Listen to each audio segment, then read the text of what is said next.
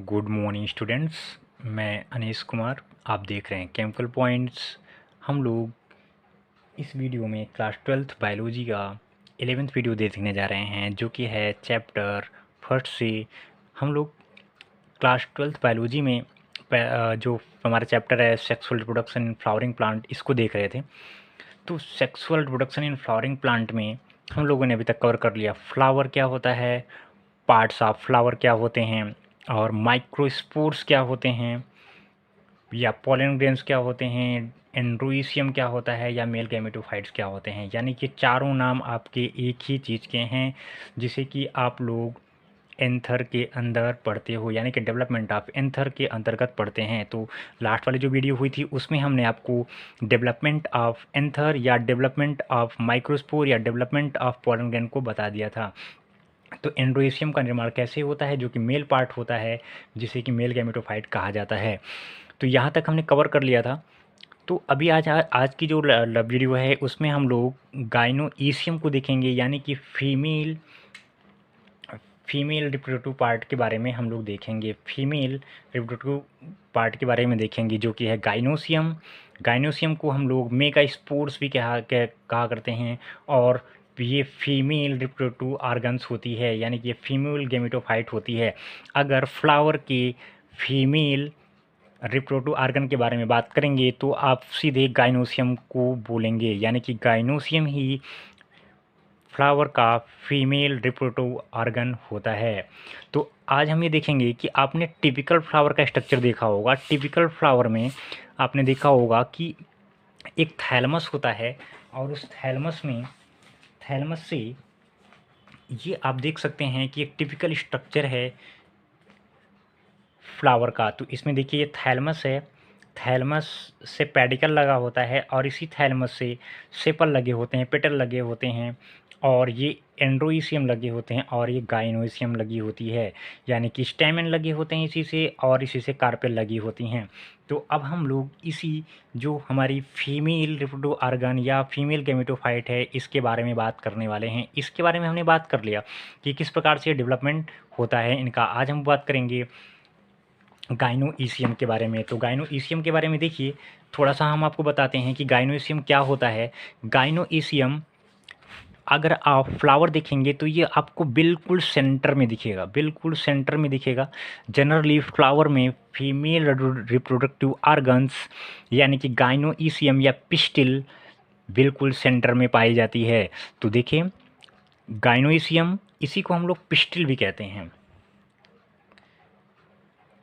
क्या कहते हैं? पिस्टिल, पिस्टिल भी कहते हैं, पिस्टिल कहते हैं, या कार्पेल कहते हैं, या कार्पेल कहते हैं। तो आप यहाँ देख सकते हैं कि ये जो गाइनोइसियम है, यह पुष्प का मादा जननांग होता है। यह पुष्प का मादा जननांग होता है, यानी कि फीमेल रिप्रोडक्टिव ऑर्गन होता है, जो एक या एक से अधिक अंडकों या कार्पेल से मिलकर बना होता है। यानी कि अगर ढेर सारे पिस्टिल या कार्पेल, पिस्टिल और कार्पेल एक ही चीज़ का नाम है। सिंगल को हम लोग पिस्टिल बोलेंगे, सिंगल को हम लोग कार्पेल बोलेंगे, यानी कि पिस्टिल बोल सकते हैं, कार्पेल बोल सकते हैं। अगर ढेर सारे कार्पेल्स मिल जाएंगे या ढेर सारे पिस्टिल्स मिल जाएंगी तो उसे हम लोग गाइनोईसियम कहते हैं। प्रत्येक कार्पेल में एक निचला फूला हुआ भाग ओवरी होता है, बहुत इंपॉर्टेंट है। अब हम आपको स्ट्रक्चर दिखाते हैं। ये देख सकते हैं आप कि यहाँ पर हमने कार्पेल बना के रखा है, एक सिंगल पिस्टिल बना के रखी है। तो इसमें एक नीचे थैलमस से लगा हुआ गोलाकार भाग है, जिसे हम लोग अंडाशय या ओवरी कहते हैं। क्या कहते हैं? ओवरी। इसे हम लोग क्या करते हैं? ओवरी। और इसे क्या कहते हैं? थैलमस। क्या कहते हैं? थैलमस। ठीक है, ये तो आपने देख लिया। इसके ऊपर एक पतली नली के समान संरचना जिसे स्टाइल कहते हैं, इसके ऊपर एक घुंडी के समान संरचना जिसे कि स्टिग्मा कहते हैं। यानी कि अब आप देख सकते हैं कि ये ओवरी से एक पार्ट लगा हुआ है जिसे हम लोग स्टाइल कहते हैं। क्या कहते हैं? स्टाइल कहते हैं। और सबसे ऊपर ये जो घुंडीनुमा संरचना आपको दिख रही है, इसे हम लोग कहते हैं स्टिग्मा। क्या कहते हैं, स्टिग्मा। यानी आपने देख लिया कि अगर हम गाइनोइशियम की बात करेंगे तो गाइनोइशियम ढेर सारी पिस्टिल से मिलकर बनी होगी या ढेर सारी कार्पेल से मिलकर बनी होगी। अगर एक कार्पेल या एक पिस्टिल के बारे में बात करेंगे तो इसमें सबसे नीचे वाला भाग जो थैलमस से लगा होता है, फूला हुआ होता है, जिसे कि हम ओवरी कहते हैं, और इसी ओवरी से एक पतली लंबी डंडीनुमा संरचना लगी होती है जिसे हम लोग स्टाइल कहते हैं। स्टाइल का जो ऊपर वाला भाग होता है वो गोलाकार या घुंडीकार होता है जिसे हम लोग स्टिग्मा कहते हैं। तो आप जान गए होंगे कि एक पिस्टिल या कार्पेल में कितने पार्ट होते हैं, ओवरी, स्टिग्मा और स्टाइल। देखिए, अंडाशय के अंदर बहुत सी छोटी छोटी गोलाकार रचनाएं जिसे कि हम लोग ओयूल्स कहते हैं या मेगा स्पोरेंजिया कहते हैं। It is most important for you that कि इस ओवरी के अंदर बहुत छोटी छोटी संरचनाएं पाई जाती हैं जिसे कि हम लोग कहते हैं ओयूल। ये आपको ध्यान रखना पड़ेगा, ओयूल, इसे हम लोग ओयूल कहते हैं, OVULE, ओयूल्स कहते हैं। ढेर सारे ओयूल्स पाए जाते हैं, एक ओयूल हो सकता है या मोर देन वन ओयूल्स हो सकते हैं। इसी को हम लोग मेगा स्पोरेंजिया कहते हैं। इसी को क्या कहा जाता है, मेगा स्पोरेंजिया। देखिए, नाम बहुत ढेर सारे होते हैं इसमें, तो घबराने की बात नहीं इसमें कि हम इसमें क्या क्या बोलेंगे। देखिए, ओयूल बोलिए या मेगा स्पोरेंजिया बोलिए, जैसे कि हम लोग वहाँ पर माइक्रोस्पोरेंजियम बोल रहे थे एंथर के केस में, वो इसी प्रकार यहाँ पर हम लोग इसे मेगा स्पोरेंजियम कहते हैं। तो मेगा स्पोरेंजियम बोलिए या तो फिर ओयूल बोल सकते हैं। अगर हम बात करें स्ट्रक्चर ऑफ ओयूल की तो देखिए, इसमें से ये आपका स्टिग्मा स्टाइल वाला पार्ट है और ओवली पार्ट है, ये बहुत ही ज़्यादा इम्पोर्टेंट नहीं होता है, ये केवल पॉलिनेशन में सहायक होते हैं। सबसे इम्पोर्टेंट पार्ट हमारा होता है ओयूल, जिसके बारे में हम लोग बात करेंगे। ओयूल क्या होता है, ओयूल में ही फर्टिलाइजेशन होता है। अगर ओयूल का हम टिपिकल स्ट्रक्चर आपको दिखा दें कि ओयूल किस प्रकार से होता है, तो आप ये देख सकते हैं ओयूल किस प्रकार से होगा। देखिए,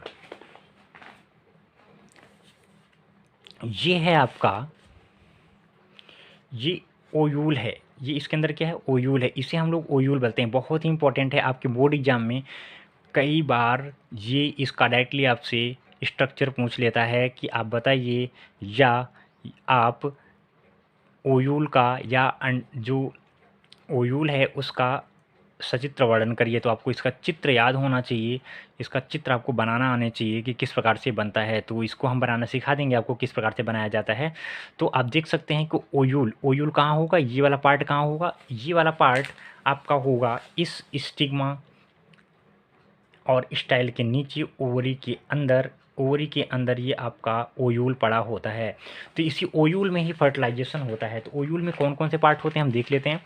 ओयूल में यहाँ पर आप देख सकते हैं कि सबसे ये इस तरह से इसकी संरचना होती है। इसकी कई टाइप से संरचनाएं होती हैं, हम आगे चल के देखेंगे कि किस प्रकार से संरचनाएं इसकी होती हैं। तो यहाँ पर देखिए, एक टिपिकल अगर स्ट्रक्चर की बात करें ओयूल की, तो इसमें देखिए सबसे नीचे फ्यूनिकल होता है जो डंडीनुमा संरचना होती है। इसी से ये थैलमस से जुड़ा होता है, फ्यूनिकल से ही थैलमस से जुड़ा होता है।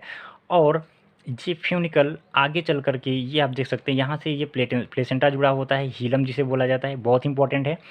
फ्यूनिकल, फ्यूनिकल के बाद ये हीलम है, हीलम के बाद आप देख सकते हैं ये गोलाकार संरचना है। गोलाकार संरचना में अब अगर आप बात करेंगे तो इसमें ये जो होंगे ये पैरेनकाइमेटस सेल्स होती हैं। ये सेल्स कैसी हैं, पैरेनकाइमा सेल्स होती हैं। इसमें ऊपर वाली जो सेल्स है इसे हम चलाजा बोलते हैं, बहुत इंपॉर्टेंट है। ऊपर वाले पार्ट को हम चलाजा बोलते हैं। बीच वाला पार्ट जो आपको दिख रहा है ये वाला सेंटर वाला, इसे हम लोग न्यूसेलस बोलते हैं। और यहाँ पर आप देख सकते हैं कि इस प्रकार से ये ओयूल का जो स्ट्रक्चर यहाँ बाहर निकल के आया है, इसे हम लोग बोलते हैं इंटेगुमेंट। क्या बोलते हैं, अध्यावरण बोलते हैं, अध्यावरण बोलते हैं। या अध्यावरण दो टाइप के हो सकते हैं, ये या तो सिंगल होंगे या तो डबल होंगे। आपको यहाँ पर डबल दिख रहे हैं, देखिए एक इधर है, एक इधर है, एक इधर है और एक इधर है, दो आपको दिख रहे हैं। तो इसलिए बाईटेगमिक होगा। ये कैसा होगा, बाईटेगमिक। अभी हम आपको बताएंगे बाईटेगमिक और यूनिटेगमिक। अगर ये सिंगल रहता है, अगर ये इंटीग्यूमेंट सिंगल रहता है तब इसे हम लोग बोलते हैं यूनिटेगमिक ओयूल। अगर ये इसमें दो रहते हैं जो कि आप देख सकते हैं इस प्रकार से यहाँ पर, तो इसे हम लोग बाईटेगमिक बोलते हैं। इंटीग्यूमेंट से घिरा हुआ एम्ब्रियो सैक होता है, बहुत ही इंपॉर्टेंट है। सबसे मेन पार्ट हमारा क्या है, एम्ब्रियो सैक। अगर एम्ब्रियो सैक के बारे में बात करें तो ये अंडाकार संरचना होती है और अंडाकार संरचना में देखिए कौन कौन से स्ट्रक्चर होंगे। अगर एक टिपिकल एम्ब्रियो सैक की बात करेंगे तो एम्ब्रियो सैक के अंदर कुल 8 सेल होती हैं, कुल 8 सेल होती हैं।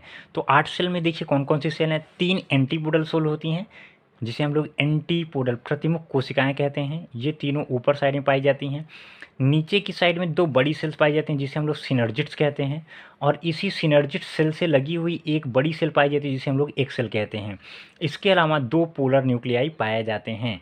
तो आप देख सकते हैं यहाँ पर कि एक एम्ब्रियो सैक में जो कि ओयूल के अंदर पाया जाता है। ओयूल कहाँ पाया जाता है? ओवरी के अंदर। ओवरी के अंदर ओयूल, ओयूल के अंदर ये आपका एम्ब्रियो सैक होगा। एम्ब्रियो सैक के अंदर ही आपके ये संरचनाएं एंटीपोडल सेल और central cell, polar nuclei, egg cell और सिनर्जिड्स पाए जाते हैं।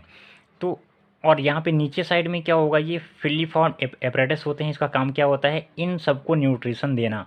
फिलीफॉर्म सेल्स न्यूट्रिशन देने का कार्य करती हैं। सिनर्जिड्स और एक सेल को मिलाकर हम लोग एग एपरेटस बोलते हैं। क्या बोलते हैं? Egg apparatus. आपसे सीधा पूछा जाएगा कि एक अंड उपकरण या एग एपरेटस किसे कहा जाता है, तो आप बताएंगे कि सिनर्जिड्स प्लस एग सेल को मिलाकर हम लोग एग एपरेटस कहते हैं। तो आप समझ गए होंगे कि female part of the flower is gynoecium, which is made up of one or more than one pistil or carpel. In a carpel, 3 structures are possible. At the lower side, oval shaped structure are called ovary, which connected by style, and also style is connected by stigma. Then in the ovary, ovules are found, and inside the ovule embryo sacs are present. In embryo sac की अगर बात करें हम, तो embryo sac में 3 antipodal cell होंगी, 2 synergid cell होंगी, एक एग सेल होगी, एक सेंट्रल सेल होगी। तो कुल मिलाकर ये है कि हमको जाना कहाँ है? एम्ब्रियो सैक के अंदर। यहीं पर हमारा फर्टिलाइजेशन होगा, यहीं पर हमारा सीड का फॉर्मेशन होगा, और ये पूरा का पूरा आगे चल कर के कन्वर्ट हो जाएगा फ्रूट में। तो आप देख सकते हैं हम यहाँ पर एक ओयूल का स्ट्रक्चर बना देते हैं। आप देख लीजिएगा, आप इस प्रकार से बनाएंगे कि एक इस प्रकार से ये संरचना बनाएंगे। यहाँ पर ये इस प्रकार से संरचना बनाएंगे यहाँ पर, और आप देख सकते हैं यहाँ से आपका हीलम होगा और यहीं से इंटेगुमेंट निकले होंगे। इंटेगुमेंट कितने हैं? 2। इंटेगुमेंट कितने हैं? 2। इंटेगुमेंट 2 होंगे तो आप इस प्रकार से बनाओगे, इस प्रकार से आप बना सकते हो। और यहाँ पर भी इंटेगुमेंट आपको 2 बनाने पड़ेंगे। आप इस तरह से बनाओगे, उसके बाद फिर ये इस तरह से बनाओगे। यहाँ पर आपका बीच में होगा एम्ब्रियो सैक। इसी एम्ब्रियो सैक के अंदर 3 एंटीपोडल सेल और 2 सिनर्जिड्स और एक एग सेल होगा और 2 पोलर न्यूक्लियाई होंगे। और आप देख सकते हैं इसको हम लोग सेल से फिल कर देंगे। पूरी पैरेन्काइमेटस सेल होंगी इसके अंदर। पैरेन्काइमेटस सेल यहाँ पर आप देख सकते हैं इस प्रकार से हम लोग इसे सेल से फिल कर देंगे। हम आपको इसका स्ट्रक्चर सेंड कर देंगे, आप लोग इसको फाइंड आउट कर लीजिएगा। ये देखिए इस तरह से ऊपर वाला पार्ट क्या कहलाएगा? चला जा, चला जा। और नीचे वाला ये पार्ट क्या है? Funicle, funicle. ये क्या है? Integument, integument, integument. और बीच वाला पार्ट्स आपका न्यूसेलस कहलाता है। और ये है आपका एम्ब्रियो सैक, एम्ब्रियो सैक। तो इतने पार्ट होते हैं आपके किसके अंदर? ओयूल के अंदर। बहुत ही इंपॉर्टेंट स्ट्रक्चर है, बार बार आपके बोर्ड एग्जाम में पूछा जाता है।